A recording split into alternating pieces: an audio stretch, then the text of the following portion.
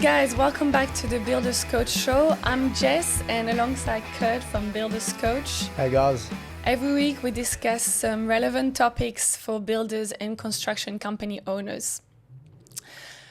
Today's topic is essential and also deeply personal. We're going to discuss mental health in the building industry.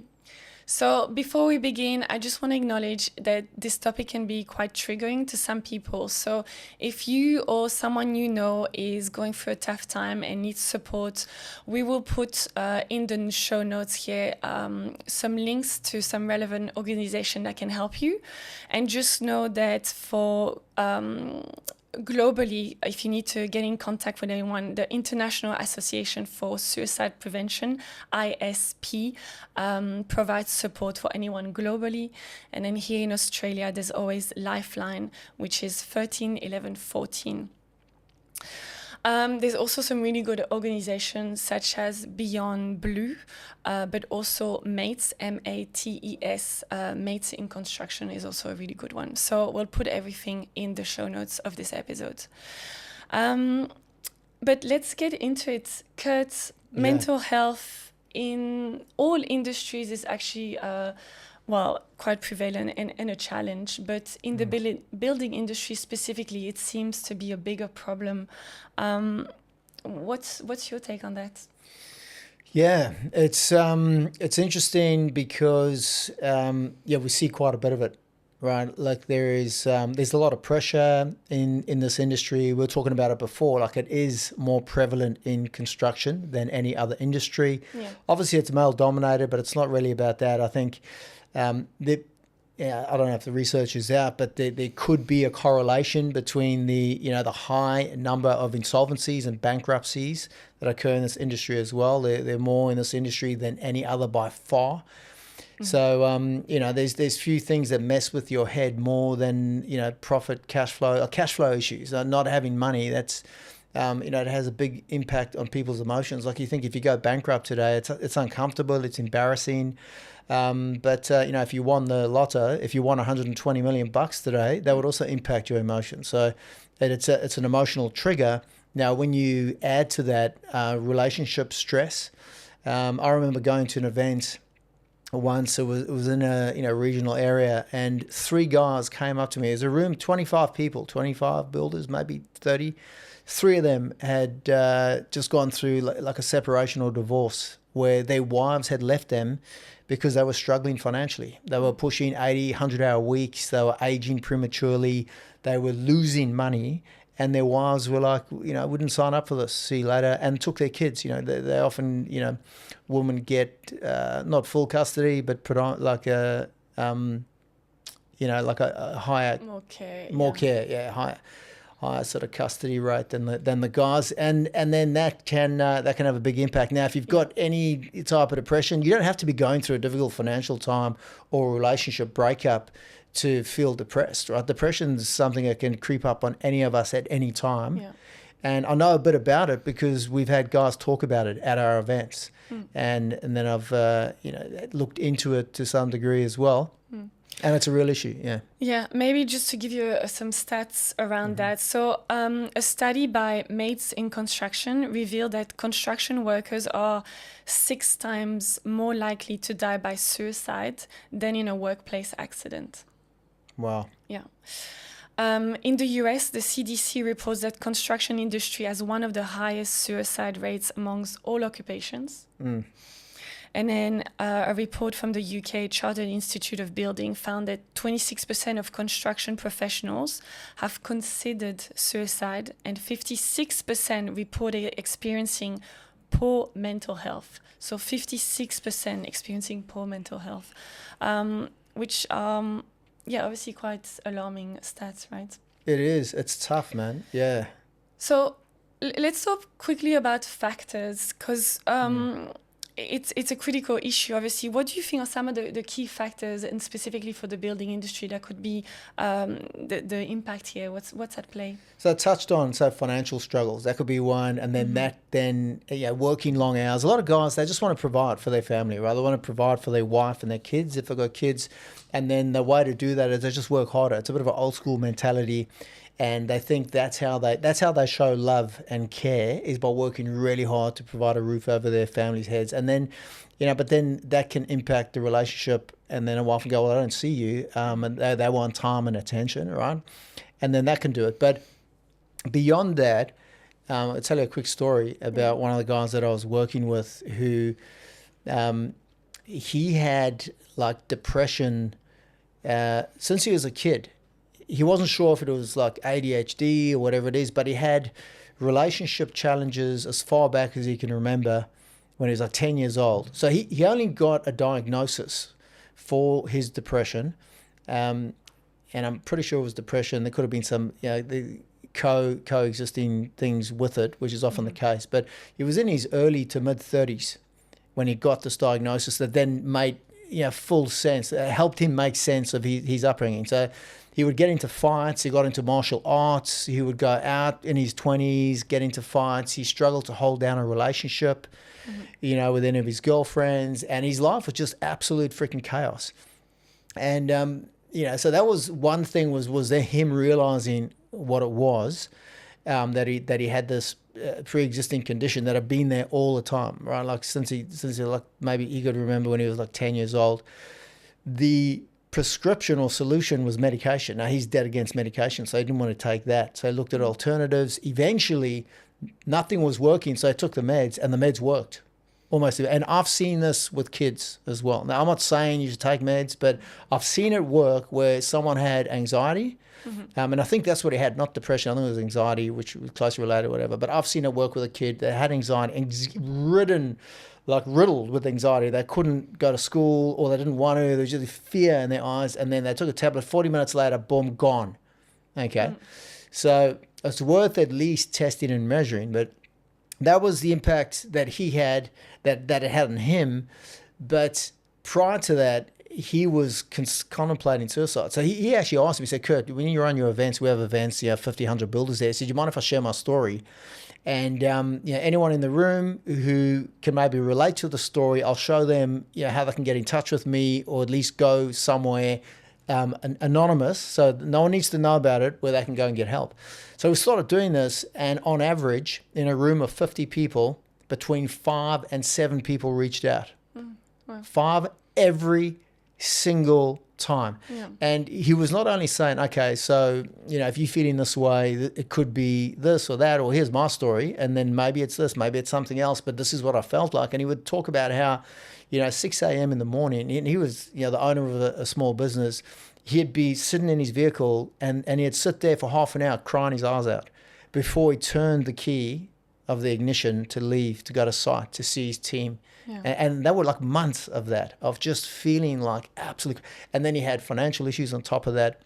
So fortunately he came out of it, which is why he's motivated to share his story. But there was one session that we had in particular where he said, like, it's not only, you feeling like this, maybe, and he would show how they could recognize it in someone else. So maybe in your team as a leader, maybe you find you're confident, you've got no issues, never had issues, no family history, but maybe you'll see one of your team members. And one of the guys went away, and it was like a Monday morning, and he left the session after hearing Neil speak, and he was like, that actually sounds like one of our young blokes. They got to work, he wasn't there, they went looking for him, and they freaking intercepted him. Like he was in the process of, permanent solution to a temporary problem sort of thing. And they were able to, so we know that we saved one life definitely, but 5 to 7 every time, and people are just like so glad to hear I'm not alone, all that sort of thing. But sadly, this year, weeks ago, one of my first coaching calls, one of my clients came on and said that one of his young guys was at work, and the day before he came to work, him and 2 or 3 of his friends, I think it was 3 of them, found one of their mates. They had found the body, and he was at work the next day. And, this guy was asking me, shit, what should I do? How do I handle this? And he said to the guy, you sure you want to be here? And he was like, you're talking about a guy 22 years old, around that age. And he was like, no, I'd rather be at work and staying busy. But obviously he's going to need to process that. Yeah. So that's, outside of my sphere of expertise to even handle it. But, just pointing to organizations like the ones that you read off is a good place, because there's good support out there. But yeah, it is a sad reality of the industry. A couple of things I want to pick on what you said is that, and apparently these are also statistics, men are less likely to speak up or to reach out for help, whereas women apparently do go and reach out for help more when it comes to depression or other mental health. So I think that's an important thing, right? And it's huge, I don't know if it's cultural or gender related, but no, I heard a stat. Speaking up is quite. I mean, it's hard, right, to just say, hey, actually, something's not quite right, and I'm struggling. I haven't spoken to you about this, but I heard a stat the other day. And it's, I think, 40% of men, I don't know if it's in the US or the Western world or globally, but 40% of men do not have another man that they can open up to emotionally, right? That can talk about their feelings, right? So you spot on, whereas I know, like, 4 daughters, and then with women and just observing them, you guys... and I think these same guys were joking, like most women, at least every week, if not every day, they will talk to their mother, their sister, their friend group about how they're feeling. Whether they're excited about something or going through a difficult time, or, just sharing the gossip or whatever they do, whatever you do. But you know what I mean? There's more of that networking and sharing and processing of information. And it's almost a normal thing that you do, whereas guys don't tend to do that. And obviously the stats speak for themselves. I also want to talk about burnout, because there's a bit of an epidemic of burnout, and people throw that word out, quite casually sometimes. Oh, I'm having a burnout. But I just want to, and maybe for the listeners out there, just really want to explain that. So a burnout is not just feeling tired, okay? It's a state of emotional, physical, and mental exhaustion, and it's caused by prolonged stress. Okay. And it's a real thing, and it shows up as being really detached, obviously not tired, detached, not excited about life, and reduced productivity. So going to work just feels like, pulling teeth. And it can also pop up with health issues, migraines, getting sick all the time, etc., etc. So it's a real thing. And I've seen it with some close friends of mine and family. So it's a real thing, and it's not just, oh, I need a holiday. But I have seen like a few people close to me where they're feeling exhausted, experiencing a burnout, and then they'll take time off. They're starting to feel better, and then they go back to work, and bam, it takes 2-3 weeks, and you go back into this state of burnout where you just drained and just lack motivation for everything, etc. And so it can really become like this cycle of just being burnt out, and then having forced, sometimes the doctors say, look, now you need to take leave, forced leave, and then go back to work, and then it happens again, and it's just this horrible cycle basically that you go through. So just want to point that out there, because I know that, obviously it's quite personal, but it's happening a lot. And I don't know if that's something that you've seen also with some of your clients. It's funny, like, just hearing you talk there, I'm like, hey, but I'm the guy that kicks people in the arse and tells them to get out of their comfort zone and push harder, okay? Which is fascinating on the surface, but I'm not about making them work harder. It's more work smarter and harder. But yes, to answer your question, we see it mostly when people come to us. And to give you a couple of analogies, it's the hamster wheel analogy, just doing the same thing, pushing 80, 100 hours a week. It's physically exhausting, mentally demoralizing. You've got no real way to get off. You've got to pay bills, and there's no real structure, game plan, purpose, meaning, anything woven into it. And another analogy is a bit like revving a car in a low gear. Just driving around in second gear on the freeway, revving your engine physically and mentally and emotionally to the point where the engine, something's going to give. It's going to blow. And that's the burnout, and then when people have a breakdown. So the solution is really, flipping the script, getting out of that situation.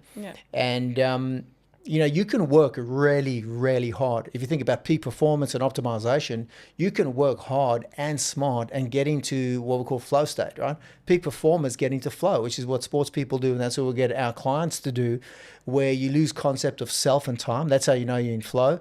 And then you can do things that, makes you look like like you're a genius or you're playing at another level to everyone else. And that sort of fuels your energy and drive. And then sprinkle some purpose and meaning on top of that, all of a sudden, life's a beautiful thing, right? Like where you forget to eat and sleep and you enjoy what you do. So, it's breaking that cycle, getting someone out of, getting them off the hamster wheel. Yeah. And what I've seen also is people tend to struggle to set boundaries for themselves, and obviously whether that is saying no to people or just making sure that they take time for themselves. So that's a big one, by the way, setting boundaries. I spoke about it recently on a previous pod where the guy I was coaching, the builder, didn't turn up for the call, but his wife did, and she said this guy's getting walked all over. He's got no boundaries. He's a classic sort of people pleaser, and that's how he believes he's adding value to his team and his clients. But if you do that long enough, there'll be people who take advantage of that.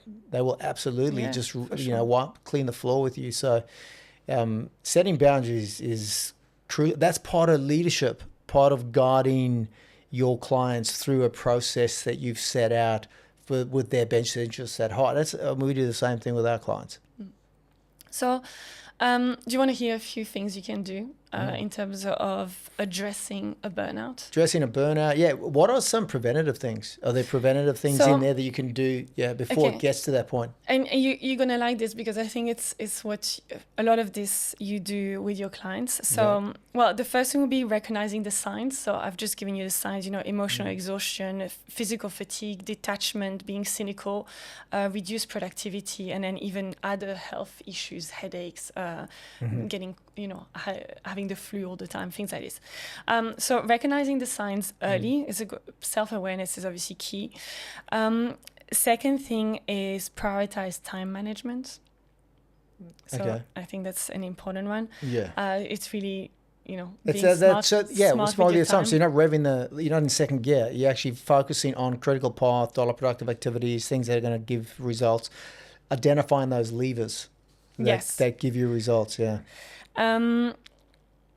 Foster a supporting environment. So, making sure, and that I think, and we can talk about it just afterwards, but really having your work environment is going to be a big factor in this, right?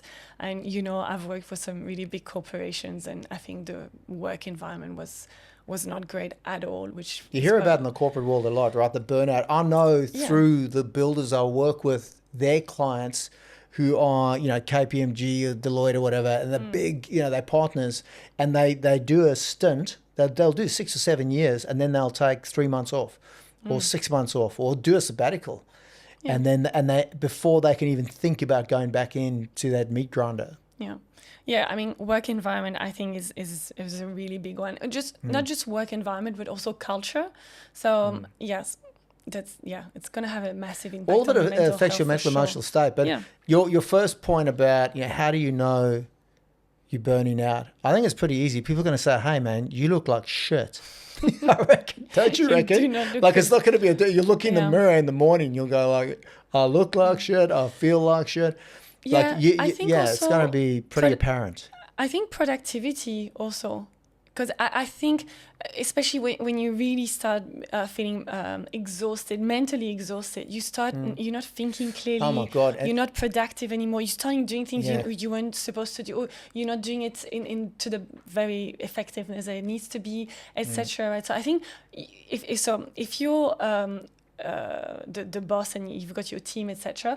I think, keep an eye out for people that, the changes of attitude and productivity and detachment is also a big one. But I was just thinking while you were talking there about what people would then do as a solution to that, like when they're feeling burnt out, right? They're gonna opt for escapism, so drugs, alcohol. People live for the weekends or their holidays. They're like, I'm just going to get smashed on a Friday night because I just want to forget that week.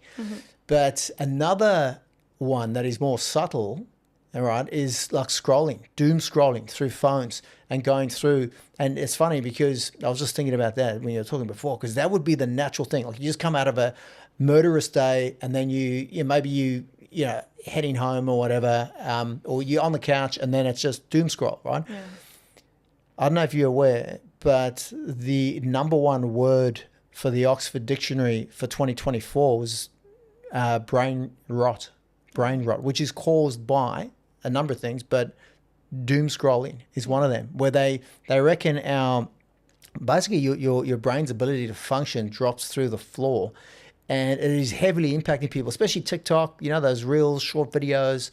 It's a shallow dopamine hit, which the more you do it, the more your brain craves it. And the more you crave it and do it, the more your brain function. It sets up neural pathways which are damaging for your brain. Yeah. And it's just vicious cycle, and it's impacting huge sectors of the community, which is why, like my daughters go to school where they ban smartphones. In Australia, you can't go on social media until you're 16. And that's a good thing, man, because the research is screaming out that this is neurologically damaging for people. Yeah, no, I was listening to a podcast around dopamine and dopamine addiction, and it's pretty frightening when you understand the science behind it also. It's up there with like heroin more, like or cocaine, because that's a dopamine drug, right? Yeah. It's heavily addictive. Yeah.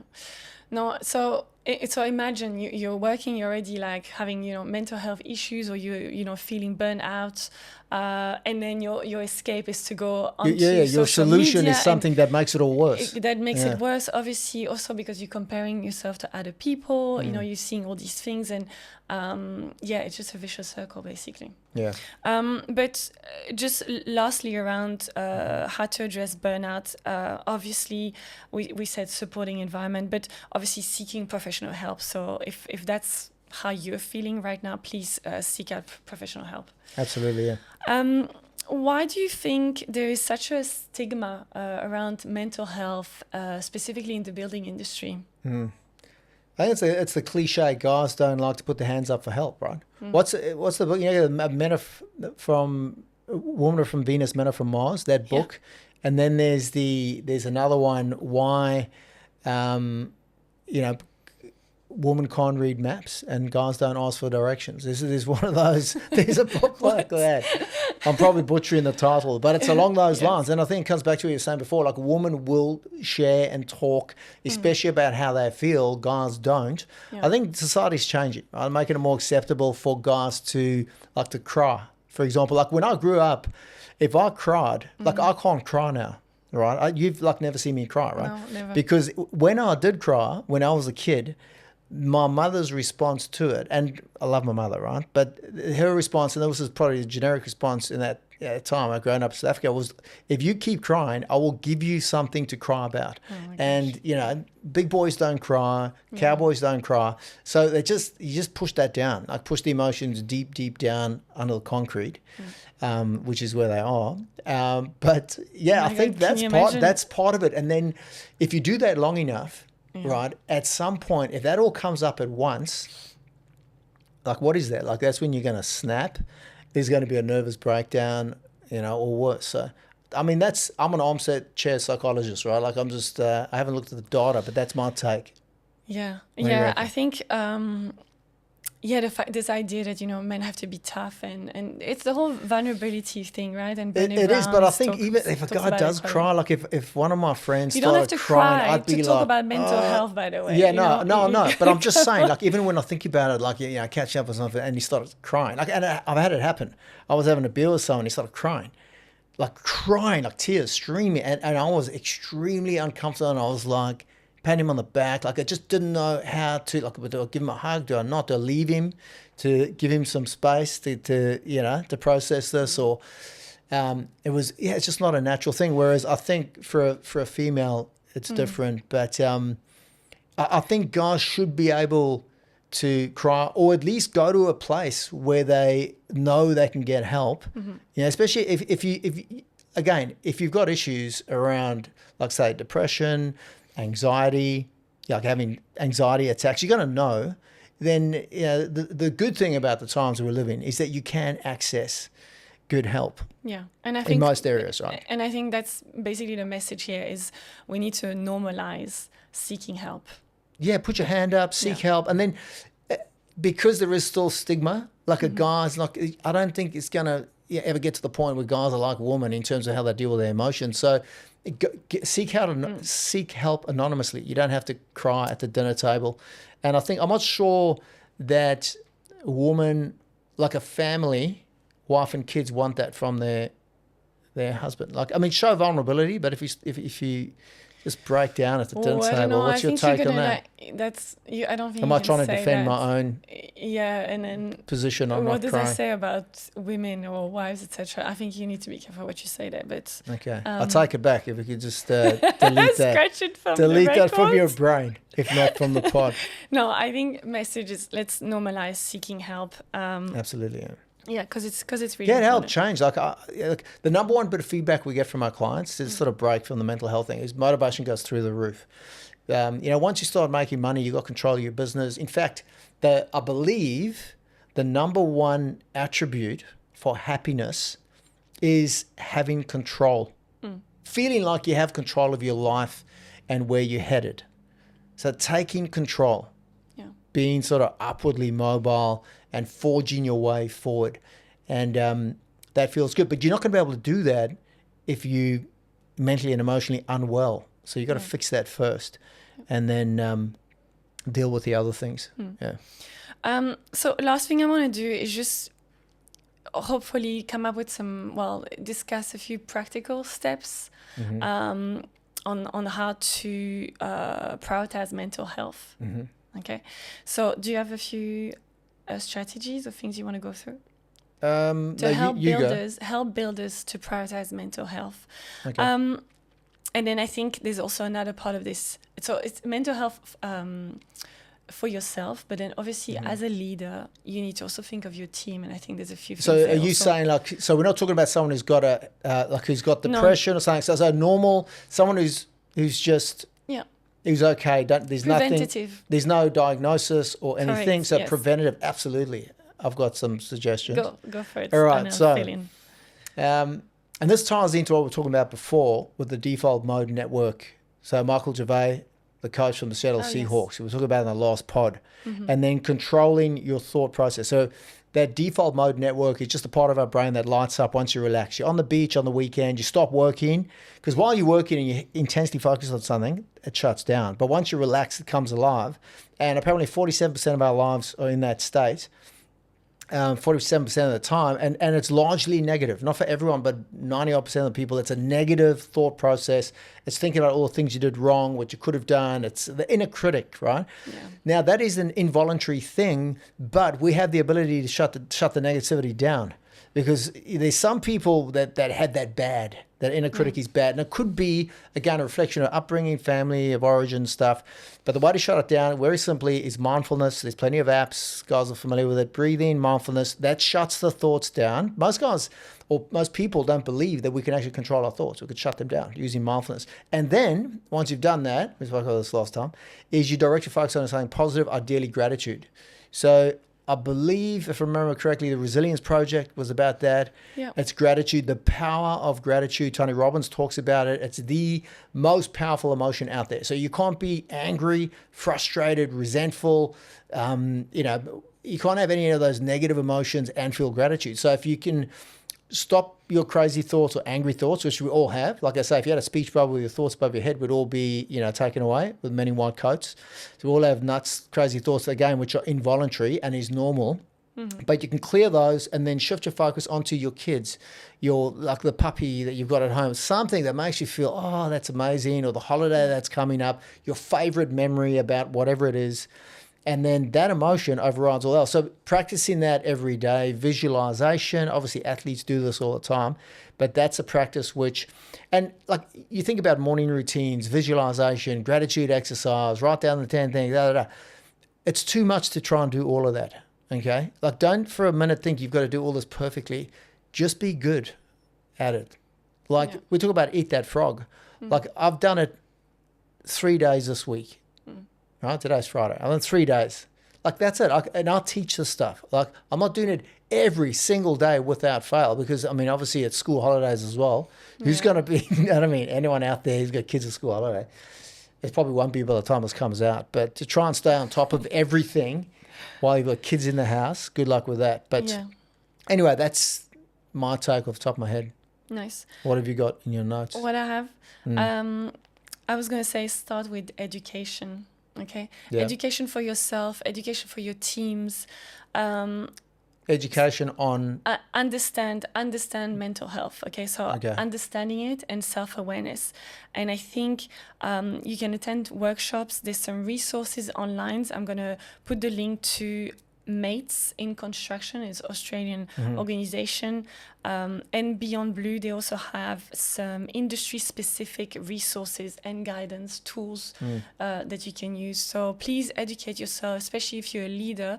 I think it's important for your team's well-being. And I think recognizing it in other people is crucial.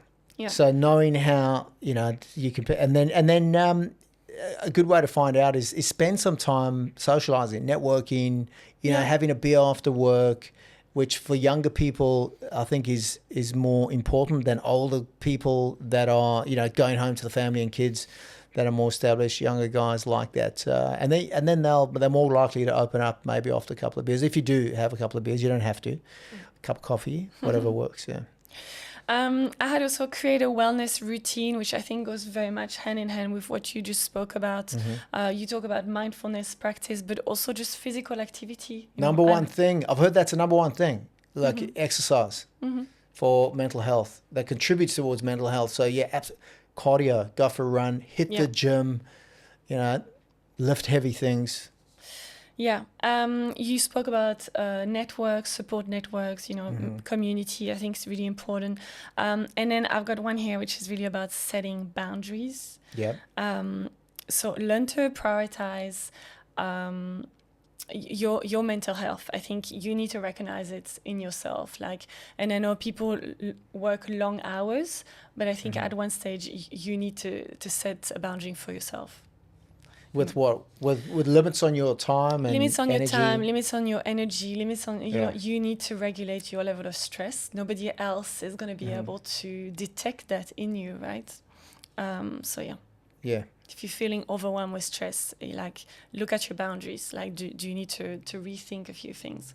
One of the ways, I just had a thought on how business leaders can make sure that they don't have anything happen on their watch. Because if they've got big teams, there could be someone in there that gets lost and then all of a sudden they get something happen like what I was talking about earlier, but with that young guy. So maybe getting involved in goal setting with the team, like just sharing, hey, we've got, these are our personal goals, for the year, I want to do this and that. And it's not something you could force upon people, but I've had guys do it really well where they do like a wheel of life. So the 8 different areas of your life, like your finances, career, relationships, fun and recreation, holidays, spiritual development and growth, personal development. And then they set goals around, specific learning criteria, things they want to do, holidays, weekends away, sporting events, and they share it with their team. And then the team goes, oh yeah, I want to build my dream house and do that. And then people can share and interact. And also get involved in, healthier lifestyle things, morning routines, going to the gym, going surfing, whatever it is. And then you're more likely to keep your finger on the pulse. If someone suddenly drops off and you hear, you can, okay, something's not right. Yeah. So I had a few things specifically for leaders. Do you want to hear them? Go for it. I'll just say all of them one after the other, and then you can react to the ones you like. But I think, first of all, lead by example. I think...